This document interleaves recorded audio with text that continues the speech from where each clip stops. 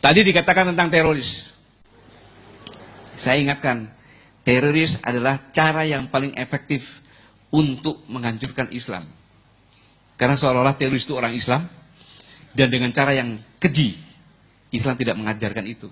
Dan kalau kita tidak waspada seperti ini, kalau kita tidak waspada, benih-benih seperti ini sudah mulai muncul di negara kita. Mengapa demikian? Karena bangsa kita ini, Indonesia ini, sebagai negara Muslim terbesar di dunia, ya, negara bermasyarakat Islam terbesar di dunia, yang bisa menunjukkan bahwa betapa indahnya Islam, betapa damainya Islam. Bahkan pada saat bulan Ramadan kemarin, dalam pelaksanaan Ramadan, kita dinilai negara teraman di dunia. Orang tidak suka ini, ingin memecah. Maka jangan sampai di sini kita bilang Allahu Akbar nembak sana. Saya juga bilang Allahu Akbar nembak. Muslim sama Muslim. Kita harus waspada ini. Jangan sampai negeri ini menjadi kancah konflik antar agama dan antar umat Muslim. Jangan sampai, Pak. Dan tetap waspada juga terhadap komunisme. Semuanya harus kita waspadai agar bangsa ini tetap damai. Pak Jokowi mengatakan, Indonesia adalah negara Muslim terbesar di dunia. Terbesar di dunia. Yang memiliki 17.000 lebih pulau. 714 suku. Dan 1.100 lebih bahasa. Kuncinya, ya, kebineka-tunggakan, kemajumukan inilah yang harus kita jaga. Jangan sampai menjadi alat pemecah. Kuncinya ada di Pancasila, ya, dasar negara dan ideologi bangsa Indonesia. Dan Pak Dirman, Panglima saya. Pak Dirman adalah seorang kiai juga, mantan ketua Muhammadiyah di Cilacap. Kuatkan persatuan kita, pegang teguh pendirian kita, berjuang terus di bawah satu komando. Satu komando, ya, komando ulama, komando para kiai. Kalau saya komandonya, panglimanya. Ya. Mewujudkan dan mempertahankan kedaulatan serta kemerdekaan negara Republik Indonesia, supaya kita dapat bersyukur dan gembira secara abadi. Bersyukur dan gembira secara abadi. Sekali merdeka tetap merdeka, sekali proklamasikan tetap kita pertahankan. Bukan hanya untuk tentara ini, untuk semuanya. Ulama kiai adalah pelopor perjuangan mempertahankan kemerdekaan. Contohnya, mempertahankan peristiwa 10 November TNI baru lahir 1 bulan lebih 5 hari itu. Orang iso popo. Ngeluhnya sama ulama lagi. Akhirnya semua ulama bergabung. Yang memimpin siapa 10 November? Ulama. Ya, ulama memimpin dengan doa. Karena waktu itu Kiai Haji Masari mengatakan harusnya tanggal 9. Tunggu sampai datang Singa Jawa Barat, Kiai Abbas, memimpin dengan doa. Maka jenderalnya pun dibunuh oleh santri, Pak. Yang bunuh Malabi itu santri, bukan TNI, Pak. Yang menurunkan bendera di Hotel Oranye siapa? Santri, bukan TNI, Pak.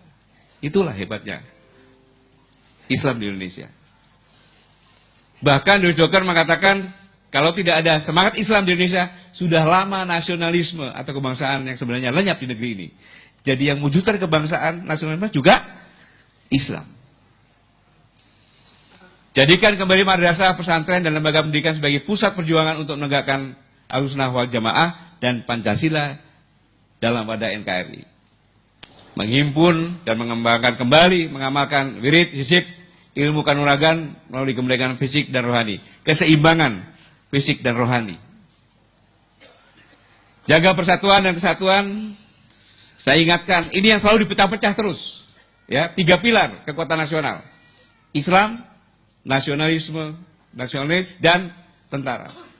Ini jangan mau dipecah-pecah ini. Ya, harus satu. Ini sejarah yang mengatakan. Dan Majelis Tafsir Al-Quran ini adalah komunitas pengajian dan santri dari berbagai profesi dan keilmuan. Dari Sabang sampai ke Merauke. Dari Takengon sampai ke Merauke. Ya. dipadukan dengan semangat kebinekaan dan keislaman yang kokoh, berperan penting dalam menjaga keutuhan negara kesatuan Republik Indonesia serta mengisi pembangunan nasional.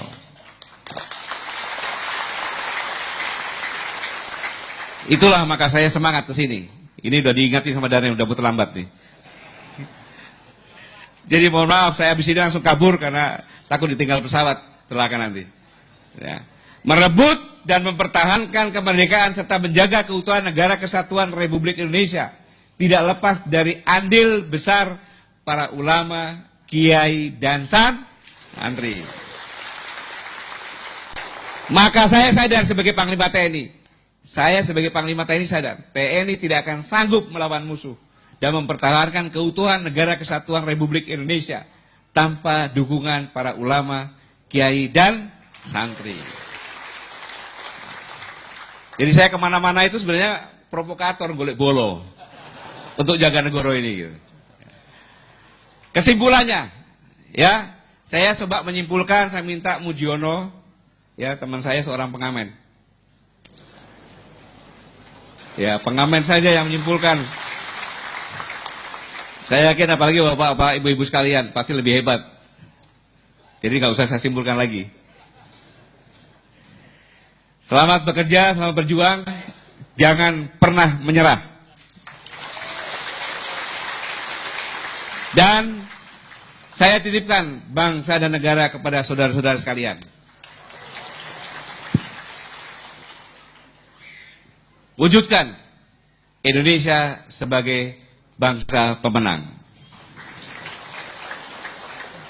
Bapak Ibu sekalian, saya mohon maaf karena saya harus jalan lagi. Ini yang bisa saya sampaikan. Pak Ahmad, nuhun sewu Pak, saya harus langsung jalan. Dan mudah-mudahan Allah Subhanahu wa Ta'ala selalu membimbing kita, memberi petunjuk, rahmat dan hidayahnya, sehingga kita bisa memberikan pengabdian yang terbaik dan hanya untuk negara kesatuan Republik Indonesia yang sangat-sangat kita cintai bersama. Amin ya rabbal alamin. Terima kasih. Wassalamualaikum warahmatullahi wabarakatuh.